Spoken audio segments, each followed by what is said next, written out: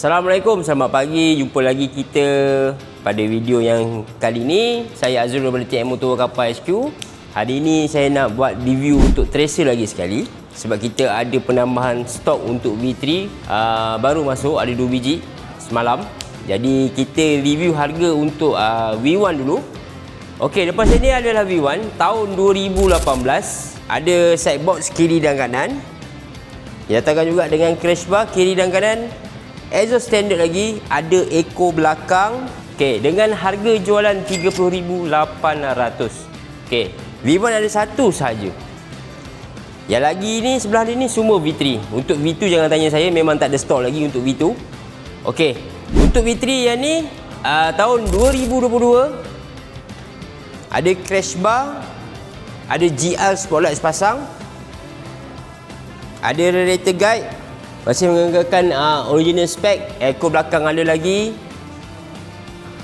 Dengan harga jualan yang ni 48,800. Boleh masuk loan kredit, minimum depo di bawah 600 untuk on the road, bulanan 948 selama 84 bulan. Yang ni.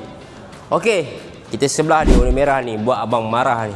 Yang ni tahun 2023. Ada eco belakang lagi, ada crash bar, masih lagi exhaust standard lagi. Dengan harga jualan yang ni, untuk yang warna merah ni, selalunya warna merah ni antara warna yang paling hot item lah, 52,800 untuk yang ni, baru masuk semalam.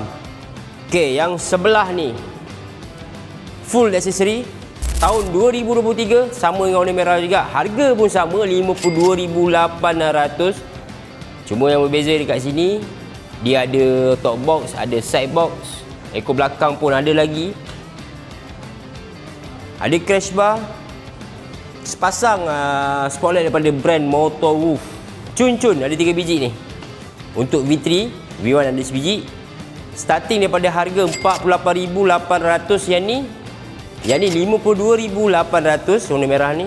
Yang warna silver hitam ni 52,800 juga. Mana yang berkenan untuk buat loan ataupun beli cash, EPP pun boleh, tak ada masalah. WhatsApp saya Azrul ataupun sales team yang lain. Jual motor, beli motor, cari di TM Motor Kapal HQ. Jumpa lagi pada video yang akan datang.